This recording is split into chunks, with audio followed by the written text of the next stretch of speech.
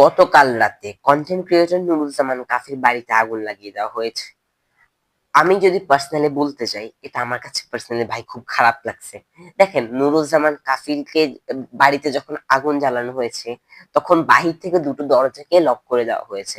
ওই বাড়ির ভিতরে তার বাবা ছিল, তার ভাই ছিল, বড় ভাই, ভাবি ছিল এবং তাদের ছোট একটা বাচ্চা ছিল।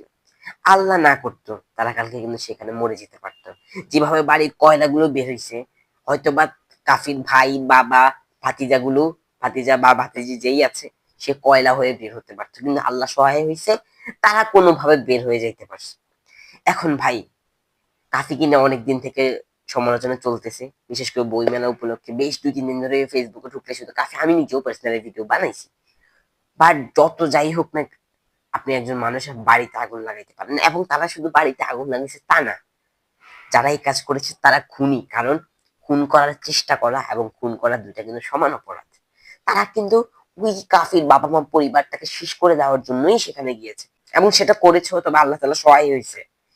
আমি পার্সোনালি দেখছি, আমার ফ্যামিলির আশেপাশে যারা যারা রয়েছে, আমি যদি আমার পার্সোনাল অভিজ্ঞতা থেকে বলতে যাই না, তাহলে যারা রাজনৈতিক ময়দানে পা দেয়, কিংবা যারা দেশের জন্য কথা বলে, যে কোনো প্রভাবশালী ব্যক্তির বিরুদ্ধে গিয়ে দেশের মানুষের জন্য উঁচু গলায় কথা বলতে চায় না, তাদের পরিণতি এটাই হয়।